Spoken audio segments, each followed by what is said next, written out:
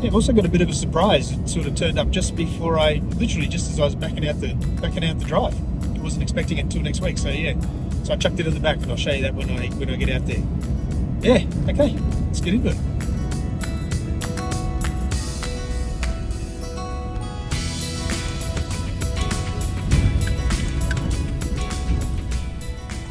Yeah, g'day. Welcome back to the channel. Thanks so much for joining me. My name's Chris, and tonight I'm out in a place called Jingera for a quick overnight camp. As you may have known, over the last few weeks or last month and a half or so, I've been surrounded by people. I've been in Europe in the height of summer, and I don't need anyone to sort of explain to you how many people there are wandering around Florence and Venice and Rome and Barcelona and places like that at this time of year. So yeah, I haven't had much time to myself, so I'm really looking forward to just getting out here overnight. As I was driving in, there was a bunch of kangaroos, a mob of kangaroos just bouncing away, which was lovely. I hope they come back. But yeah, just looking forward to pushing reset out here and having a bit of time to just sort of do nothing, which will be good. But yeah, so I've come out to the campground. It's a place called Jingera. It's on the foothills of the Tinderry Hills, a place I know well. I used to camp out there a fair bit. This is a bit further to the east, so we're kind of right on the boundary of Yuin and Narragansett countries. I pay my respects to Aboriginal people and their elders past, present, and those emerging. Yeah, it's a great little part of the world. It's a beautiful little property this guy's got. There's just trees all the way around. Like I said, there's kangaroos bouncing around before.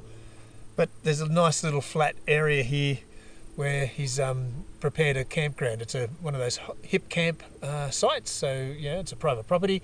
But I'm the only one here. He said there's no one else. There's only one site that they have on this property, which is good, and I've got it. So not going to be interrupted. But yeah, flat bit of ground here. But there's no trees to hang a ridge line. So and I'm going to need one because I'm going to have to get the tarp up because it's going to be cold tonight. We're dropping below zero presumably. It's forecast -1, -2 for this area. So it's going to be cold. So there's going to be frosts. Crystal clear at the moment, which is beautiful. It's going to make for a nice starry night, hopefully. But that means we're going to get frost. So I want to get a tarp up.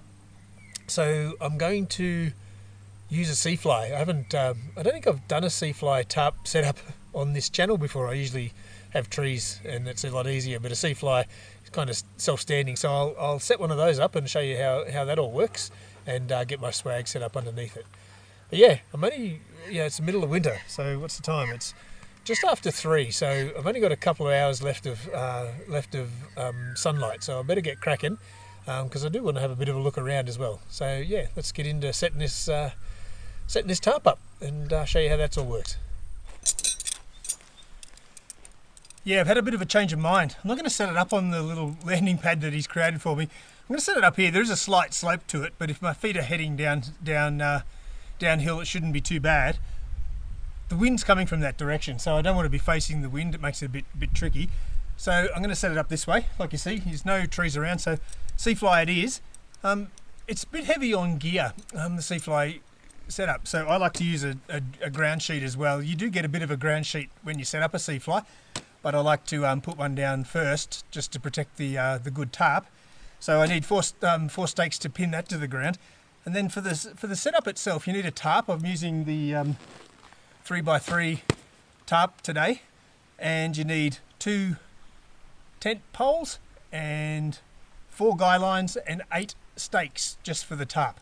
Okay, so let's get stuck into it, and I'll talk you through it as we go, so you get a good understanding about how I set it up. Okay, first of all, ground sheet.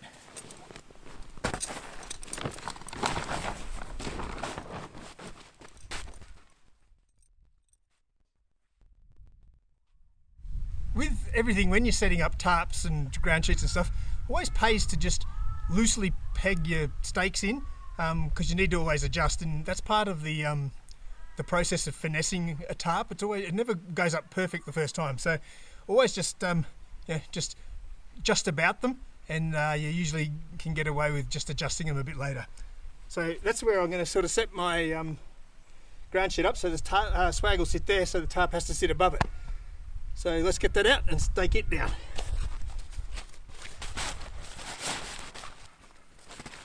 Okay, so a tarp has a top and a bottom, so to speak. So this is the good side. So this is the bit that faces out. So what I want to do is find the ridge line that runs along the middle. Okay, so you can see there's a ridge line running along there, so that's the middle. So I want to put it this way, so that that ridge line that runs along the middle with the strengthen is running north-south rather than east-west. Okay, so as you can see, the tarp is laid out face down, and there's 5 tie-up points on each side, if you can tell. So there's one here on the corner, one in the middle, one on that corner, and then one in between each one. And what we're going to do is we're going to pin this quarter of the tarp to the ground, and that becomes a bit of a ground sheet. So that's why I wanted this one underneath it, just to protect it a bit. So you pin this down, and again, just do it just about for the moment.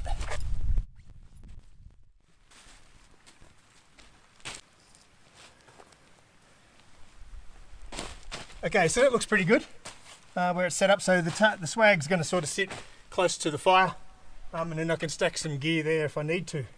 So the next thing you need to do is sort of fold the tarp over, and that then creates the roof, or the shelter part of the tarp. As you can see, I've got a pole either side, so we're going to suspend it from a pole and then guy it out. So let's get into that. Nice and easy. Already got the guy lines laid out. So 2 guy lines, 2 pegs, 1 stake, 1 pole.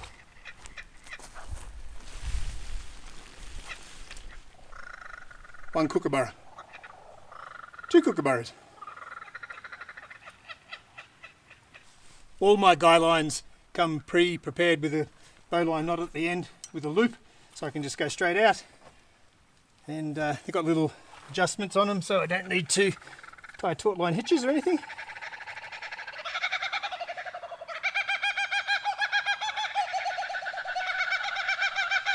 But that keeps up all night. That's what I'm all about. So yeah, we're going to do the other side.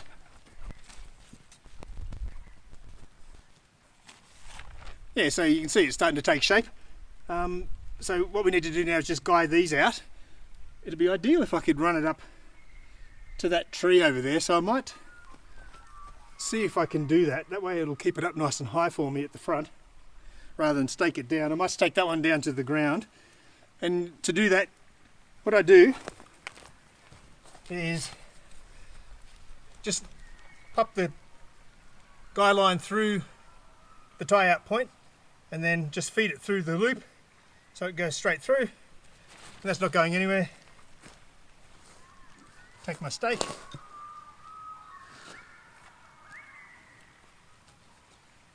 and guide out.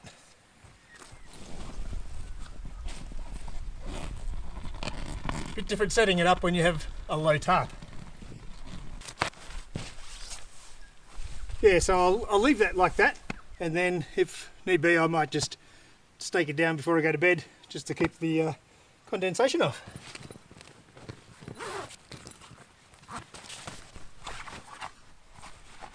Great swag tip, this one.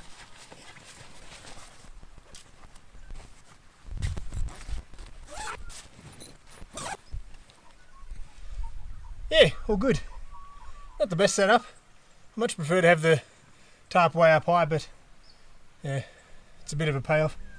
In the morning I'll be happy when there's no ice on the swag.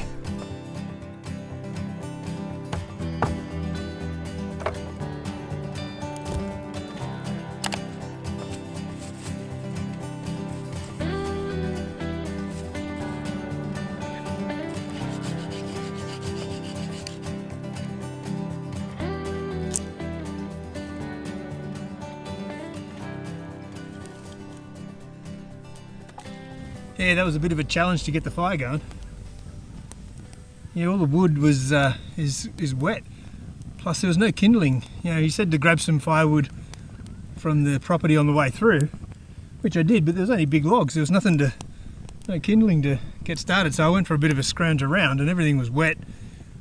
Plus there was very little of it. I think it had already been scavenged. Anyway, looks like I got it going. It's a bit touch and go there for a minute. Yeah, I got a steak to cook tonight, so I'll get the griddle pan out in a minute. I got steak and some mushrooms and some tomato. Feast for a king. And yeah, I'll get that going as soon as I get some coals going. Plus the sun's just dropped down below the horizon, so it's getting getting cold real quick. So what's the temperature? I have no idea. I'm out of phone reception, so I've got no idea what the temperature is. But I know it's going down below zero, so we're on the way. Yeah, so anyway, fire's good. Gee, the kookaburras are good. They've been going off the whole afternoon. Awesome. That's exactly why I came out here. Kangaroos, kookaburras, magpies. That's what the Aussie bush is all about. Yeah, well, after all that, fart-assing around with the tarps this afternoon, I decided to take it down after all that. So it's just me and the swag tonight. Yeah, I actually set it up twice. I set up the green one down there on that landing pad where the campsite's supposed to be. But I wasn't happy with it. It was facing the wind, and the smoke was going to go in it, and plus, I couldn't guy out the back sufficiently to hold it up because it's a big tarp, so it does sag a bit. So I decided to put it away and get the little tarp out and flip it all around, which I did and set it up. But I wasn't happy with that either because the guy lines were going to get in the way of the fire here. So I've taken it down. So it's just me and the swag, and dealing with frost and frozen swags tomorrow morning, I suspect.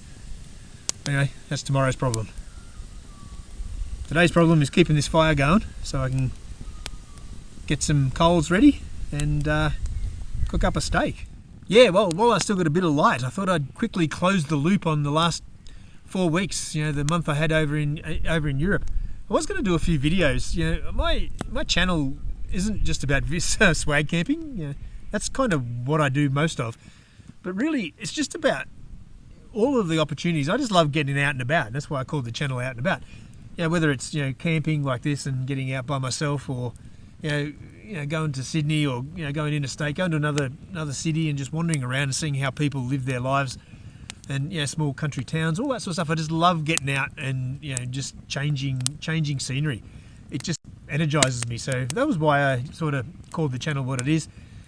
But most of the traffic on it is around the swag camping, so I tend to lean into it a bit. So I was gonna do a few videos of the trip that I had in Europe, but I might not do that. I might just record, build those video journals and just keep them for my wife and I as an opportunity to reflect on it, because it was a pretty special time. But just to close the loop for everyone, 4 weeks we flew into Rome via Dubai. That was pretty cool. I got a Qantas Club membership, so we got to stay in the Emirates Lounge, which was, suffice to say, pretty special. They put the Hyatt buffets to shame, seriously. But anyway, that was a nice way to spend a 4-hour layover, I tell you. But anyway, so we landed in Rome. We had 3-4 days in Rome. So we did the Vatican and St. Peter's Square and Basilica and all that sort of stuff. Absolutely amazing. It's just extraordinary, one thing after another. It's overwhelming how much there is to see. The art, the parquetry, the floors, the ceilings. Everywhere you look, it's just something amazing to look at. So we spent a whole day basically walking around the Vatican museums and the Basilica, and just taking it all in. It was pretty cool. And then we spent a day just wandering Rome, and went to the Colosseum in the morning and did all of that sort of stuff, and the Forum, and saw all the ruins, all the stuff you're supposed to do, and then Trevi Fountain, what else, Spanish Steps, all those sorts of things, and just wandered around and just absorbed the atmosphere. It was brilliant. It's chaos. Rome is mad. People drive around Rome. Road signs, stop signs, pedestrian crossings, indicators. They're just suggestions over there. It's absolute chaos on the roads, but it's brilliant. Not once did I feel unsafe. It's kind of like chaos that everyone understands and just leans into. It's brilliant. So just absorbed that all. That was great. And then after whatever it was, 4 days, we got on a train and went up to Florence. So we had a couple of days in Florence. So we got in early and then had that day, and the next day, I think that's how we did it. So a couple of days in Florence, which was magnificent. It's a beautiful city, as you can imagine. And then we had to go and get on our cruise. So we were leaving from Genoa, which is to the east of Florence. So we caught a train over there, but we stopped in Pisa on the way. So we had a couple of hours in Pisa and went and pushed up the tower like you're supposed to, and then on to Genoa. and overnighted in Genoa. And then we got onto our cruise. So we had a 14-day cruise. It was basically 2 7-day cruises. So the first cruise started in Genoa and went down to, where did it go? I can never remember. Down to Sicily, and then from Sicily to Malta. So we had a day in Malta, which was pretty cool. I got a bit of a history with St John, so that was all very interesting. So Malta, and then a sea day. So we spent a day on the boat. It was the first chance we had to pause, which was pretty cool. And then we docked in Barcelona, Spain. So yeah, that was good. We got to go and do all of the cool Spanish things. We saw the old bullfighting arenas. That's a thing of history now, but it was good to see that. And that enormous Gaudi church. I can't remember the name of it off the top of my head. They've been building it since the 1880s or something. It's still not complete. It's due to be completed in a few years' time, apparently. But it is enormous. I still don't know how to take it. It was brilliant, but it was horrendous. But it was brilliant in its horrendousness. I really can't explain it. You have to sort of have a look at photos of it. But yeah, interesting fact that I picked up along the way is Gaudi, the guy the designer, he was admiring it one day, and he was walking backwards like this, looking up at it, and bang, got hit by a light rail or a cable car, tram or whatever it was at the time. Yeah, cleaned him up. So he died looking at his work. So poor bugger. Anyway, so that was Barcelona, and then from there we went over to Marseille, up to the Notre Dame Cathedral on the top of the hill, which was pretty special. Again, we saw so many churches and so many of those sort of old museums and things like that. They all morph into one, so if I get them wrong, I apologise, but they're all brilliant in their own way. So that was Marseille. We also went to a big fort. We couldn't really figure it out. It was all in French, so we didn't didn't try to decipher it all, but we wandered around there for a bit. But it was beautiful.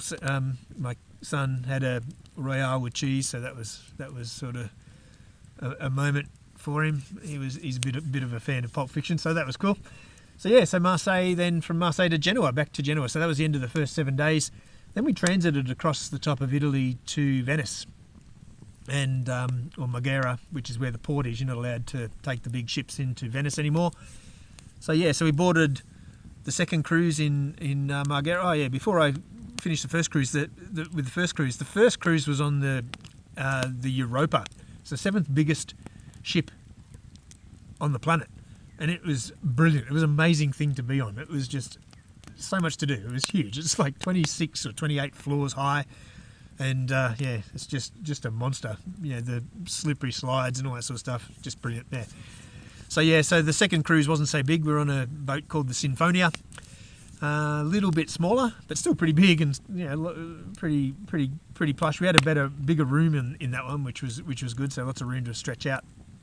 And so that one left Venice and then had a down to Brindisi, which is on the heel of the boot in Italy, and we docked there in the afternoon. So we had the evening there, which was a bit different to what most of the ports were, and that was really good. There was a lot to see in Brindisi. Like, it's a very proud town. I get the impression it sort of suffers a bit from poor cousin syndrome, but it was a really, really lovely little place, and the people were just so passionate about it. Every time you went in there, they were really keen to talk up their town, and I thought that was pretty cool. So then we left Brindisi, and where do we head then? Over to Greece. So we were to land in Mallorca, Mallorca? No, Mykonos.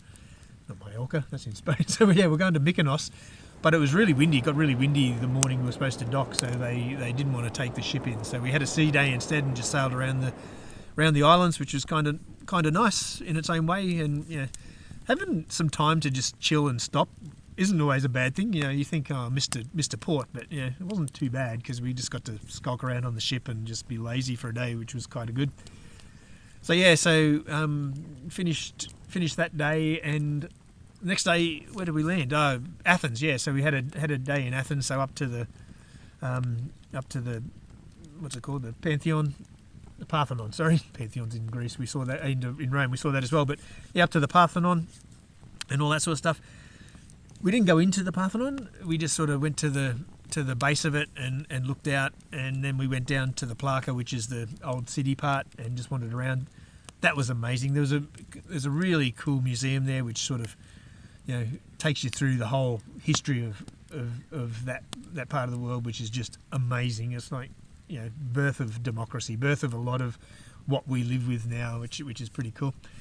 So we did Athens. It was red hot, 1,000 degrees, not a tree in. Oh, there wasn't. That's not true. There's plenty of trees, but there's a lot of stone, and it just radiates heat. So it was pretty warm in Athens, and in fact there was a bit of a heat wave. So people were dying. There was some people dying from the heat over the days just before we got there. Anyway, I'm just going to blow this. Give me a sec. Yeah, so then after Greece, where did we go from Greece? We went up to Croatia, to a port town called Split, which was also nice. It was our first chance to put our feet in the water, so we got to go to there's a little, I want to call it a beach, but it was more just a swimming area.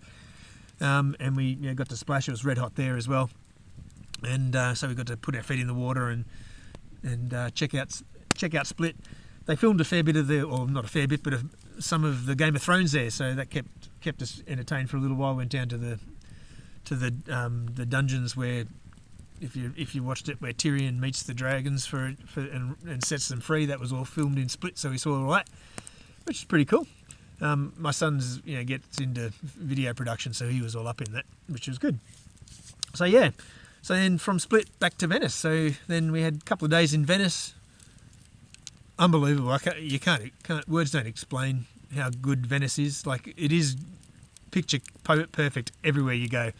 It's no chaos. There's no cars, no bikes, no mopeds, no nothing. It's just pedestrians and boats. It's brilliant, and I loved it. And the moment we got in there, it was just relaxing and just chilling, because we're on the last leg there. So it was just nice, wandered around. Ate lots of beautiful food. I ate so many caprese salads, it wasn't funny. Lots of magnificent pasta for the others. I don't get into pasta. I try to avoid those sorts of things, but it did look good, and we really lived it up. And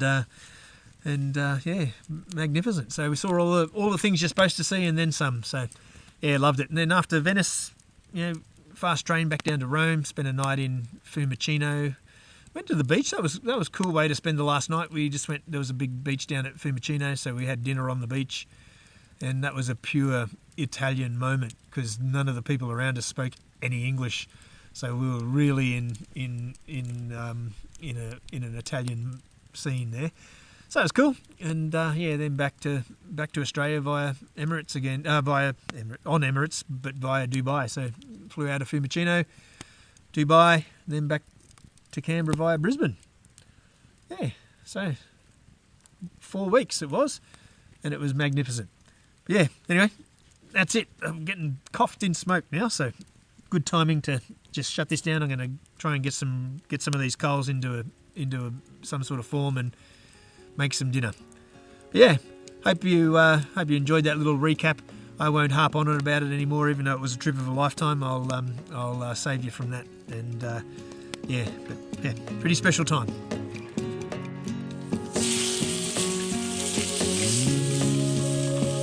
Sounds all right anyway. Bloody struggle.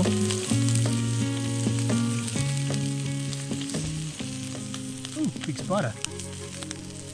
Hey buddy, let's climb off. You don't want to go down that way. Hey buddy, come on. Up there.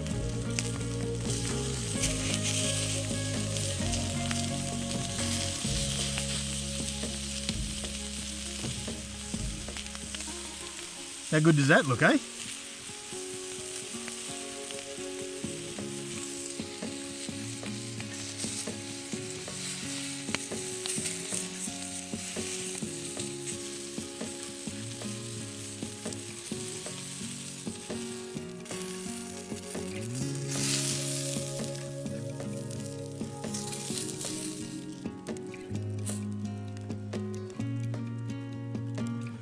Like, seriously, does it get better than that?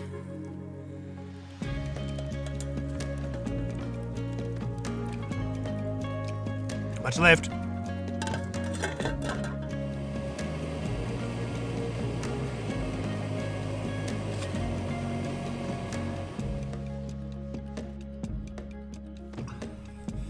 Yeah, well, had dinner. Hope you could see all of that. It was a bit dark by the end. It's totally dark now.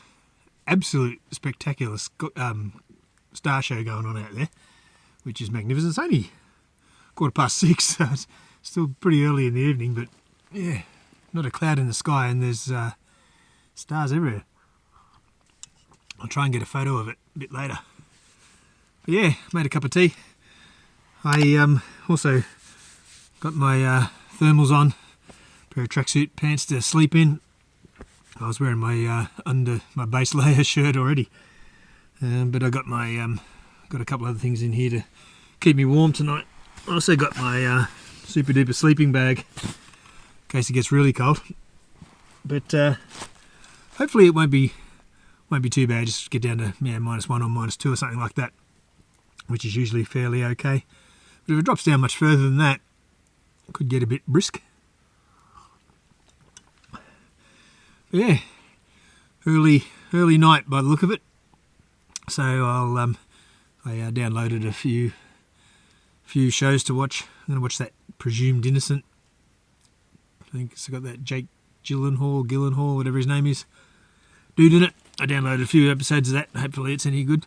I'll tell you when. I'm going to bore everyone with my stories, but when I was when we flew back, I had, what did we have? We had 6 hours in the flight from Rome to Dubai, and then 14 hours from Dubai to Brisbane. And in that 20 hours of flying time, I watched 13 episodes of Succession. They go for just over an hour, so you can see what I did for the whole flight. But it was pretty good, so I'm going to watch those. But you couldn't download them, so I was a bit of a bum of that. So I was going to watch a few episodes tonight, but none's to worry. Got something else to watch, so yeah. It's the only chance I get to really watch TV is here. Or watch TV, you call it watching TV, but you never watch TV anymore. Watch iPad. Yeah. Yeah, so I'll probably just hunker down, have an early night, get in here and start warming up this swag. It's bloody cold. I'm already cold. It's cold already. I've got some gloves as well, so I'll get them out in a minute. As soon as I finish this cup of tea, I'm going to brush my teeth and settle into an early night. I'll go to sleep as soon as I can, and I'll be up bright and early. So yeah, I'll see you in the morning. Whew. Oh, good cup of tea.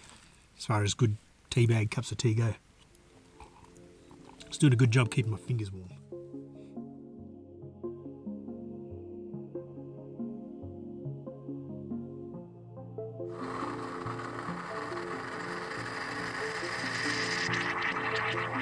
Making all the right noises.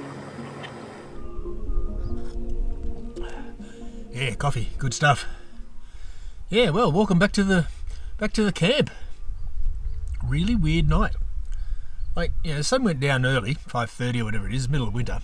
So, got dark early, and I had dinner and all that sort of stuff, and I was sitting here, and the temperature just plummeted. Got down to -4 by about 6:30. And I thought, hell, this is going to be a cold night. And I was, so I got the extra gear out and rugged up nicely, as you saw, and got the extra sleeping bag and the thermals and all that sort of stuff. And even dropped the awning down to keep the warmth in the swag as best I could, and settled in for what was going to be a bloody cold night, I thought. And I started watching that Presumed Innocent show, and then after about an hour I realised I was actually quite warm. And I had a look at the temperature gauge again, because I got it on a Bluetooth thing on this little thermometer, so I can check it on the Bluetooth, and the temperature had gone back up to 3 degrees. So I have no idea what happened. Like, it just went, dropped right down to below freezing, and this was all icy, and then warmed up. Must have been a warm current of air come through or something. A lot of cloud around this morning. It was crystal clear when I went to bed, but there's a fair bit of cloud around this morning, so it's keeping it quite warm, and no frost, not even any condensation. So I had a big win there. So yeah. Anyway, so what's the plan for today? Well, as I mentioned as I was coming out, I had a bit of a surprise. As I was backing out the drive, a courier van pulled in behind me, and he was dropping off a package to me, and that package is a San Hemo air swag. It's on the back of the ute there. I'm gonna get it off in a minute and unpack it and just film the unpacking and go through all the bibs and bobs. I'm not going to set it up or anything like that. I'll save that for next week or the week after when I can get back out, because I want to actually sleep in it and test it properly. But yeah. So they sent it out to me. They just want me to do a bit of a review on it. Totally influenced. So they just sent it out to me and said, do your best. Tell us what you think about it. So I'll do just that, and I'll be super honest. And if I don't like it, I'll let them know. But yeah, so I'll go and unpack that in a minute, and we'll go through the bibs and bobs. But first, I'm going to sit here and just enjoy my coffee. The kookaburras and the magpies, and there's a few plovers skooking around as well. So I'm just going to enjoy the bush sounds and have my coffee, and I'll check back in a minute. Woo. Yeah, so this is the new air swag. As you can see, it's from San Hemo. It was the guys at Vic Off-Road that sent it to me, and yeah, just so you know, they sent it to me for nix. I didn't have to pay for it, which is lovely. But don't think that that's going to bias my views in any way, shape, or form. I value my integrity pretty high, so I'm not going to lie to you. But let's get it open and see what's in the box. First impressions, it's not canvas, it's a non-cotton fibre. It's a polyester, but it is fully lined and everything like that. I did a bit of research. It's really good gear, lightweight, and also fully waterproof, and they seal all of the seams and everything. So it's kind of a new age kind of swag, and new age in the way it's constructed as well. So interesting to see how it goes. A couple of buckles on top. As you can see, you know how big my normal swag is.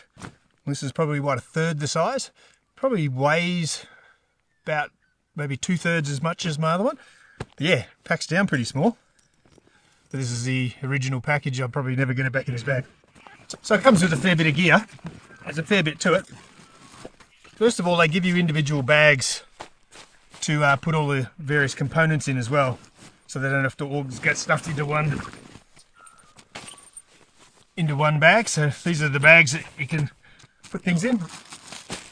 This is the mattress. So it's got a really thick, I think it's 170 mils blow up air mattress. So a huge mattress. And I think that's how it sort of makes its mark is there's no big foam mattress. I think there was an original version of this swag that had blow up swag, but it had a foam mattress in it, and the foam mattress was causing everyone grief because it was so big and had to be packed separately. So they've opted out for a blow up mattress instead. So it'll be interesting to see how that goes. I've never been a big fan of blow up mattresses, and this is a pretty huge one.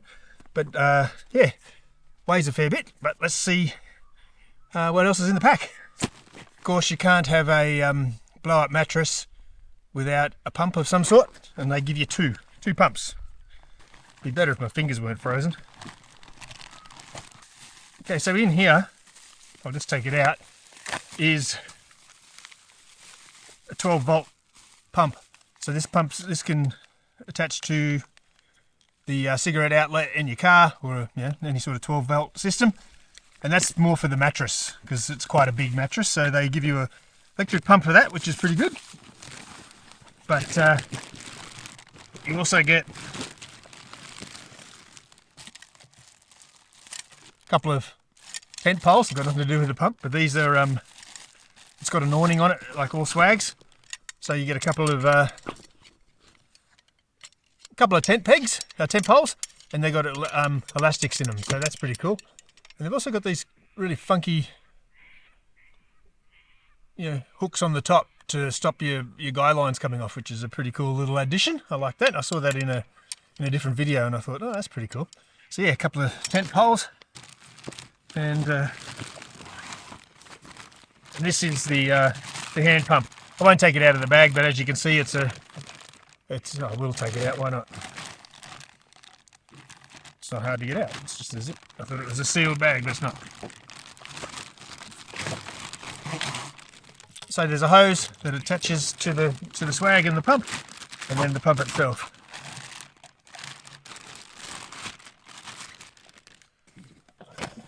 So yeah, it's got a pressure valve on it. It only goes up to a certain capacity in the swag, and then it's got an override, so you won't over pump the swag, which is a good idea. And a nice big hose, so it makes it easy. So yeah, it's quite a big pump. Oh, wait, there's also a bag of tent pegs and guy lines in here. Now have a look at these tent pegs. They're bloody good.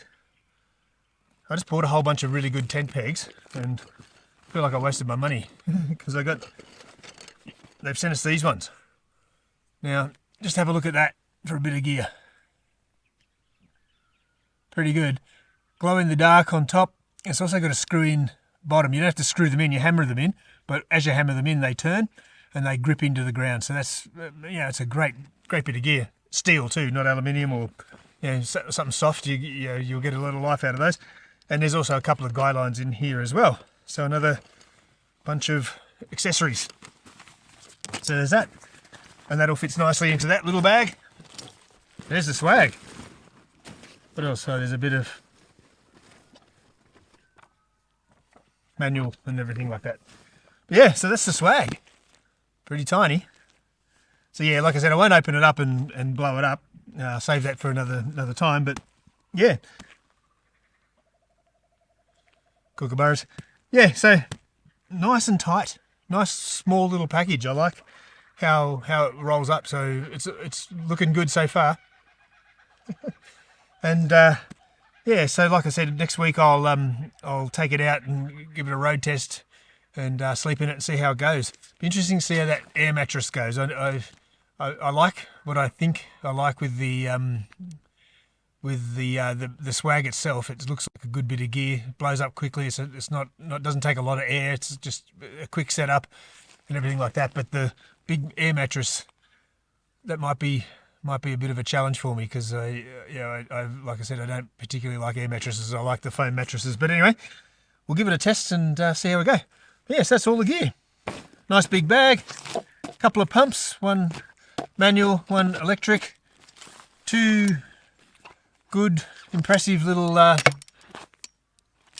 awning poles with good little attachments on the top. Like I said, good bunch of pegs and some guy lines. Just adapters for the hose. Big blow up air mattress. That's the hose, of course. And a couple of bags and the swag itself.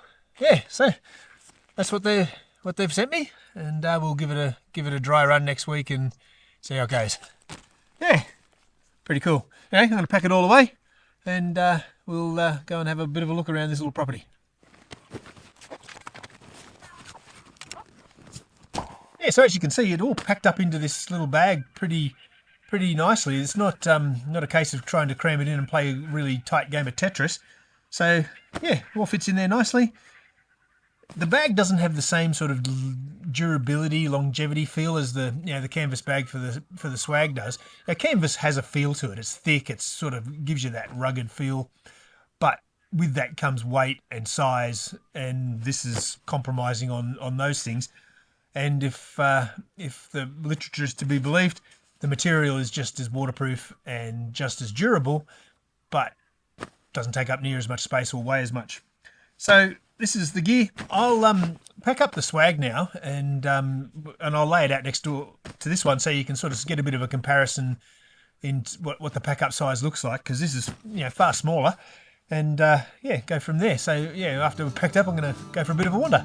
Yeah, so let's get into that.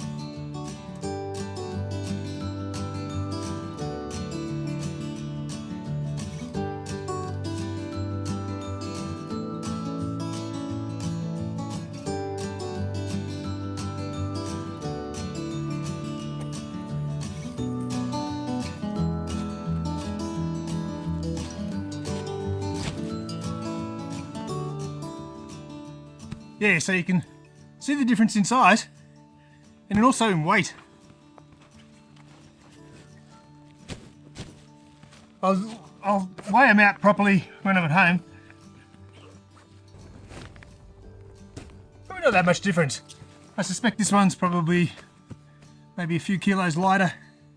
But yeah, size, certainly a big difference. So, you know, if you're traveling in a car, these things do take up a lot of room.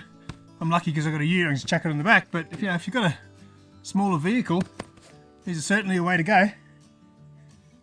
Could be the next generation swag. These guys, took over. Swags used to be just bedrolls. They were a thin bit of canvas. You might chuck some sort of woolen blanket and maybe, if you're lucky, something to cushion you. But that was it. They were tiny. They were thin. They were tools. They weren't actually things for enjoyment and relaxation and camping like we got now.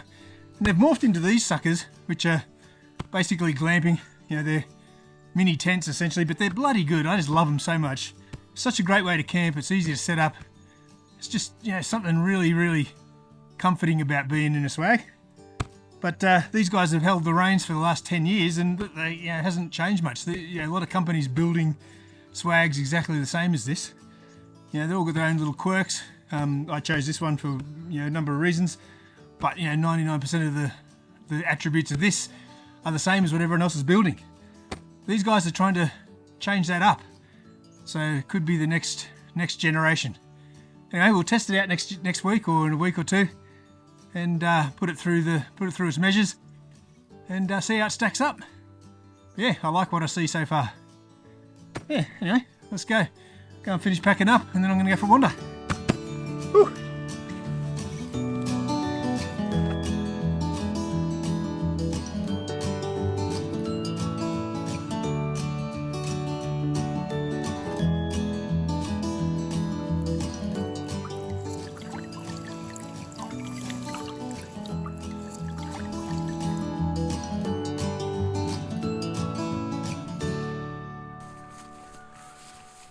Yeah, well, the creek goes straight into the neighbour's property, so I don't think I should go wandering and follow that. It's not really my game. So yeah, but so not much really to see here. So what I might do is I might head back to Captain's Flat and grab myself a coffee and go for a bit of a wander. It's a cool little town, a little mining old mine there, and there's a few things to see. So I might go and have a look there and go for a bit of a wander, and I'll show you Captain's Flat. Might be a better way to spend the morning. Okay, let's go.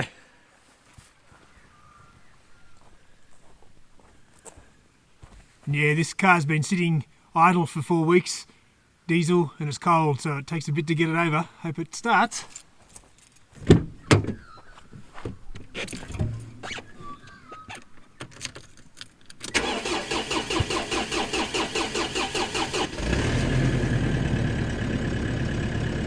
Okay, I'll see you in Captain's Flat.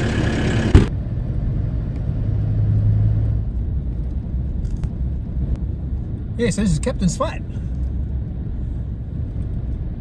Not a big place, so if there's a coffee shop, it's going to be up this little road here somewhere. Looks like I'm fresh out of luck. Anyway, might just head home.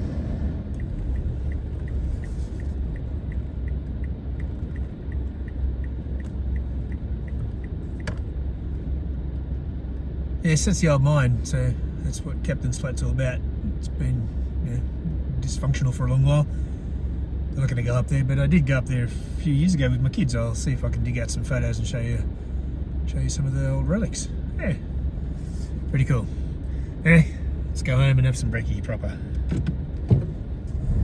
Yeah, well, thanks for joining me on this quick little overnight camp out in Jingera. It's good fun, nice cool start to the evening, and then it warmed up so I didn't freeze after all.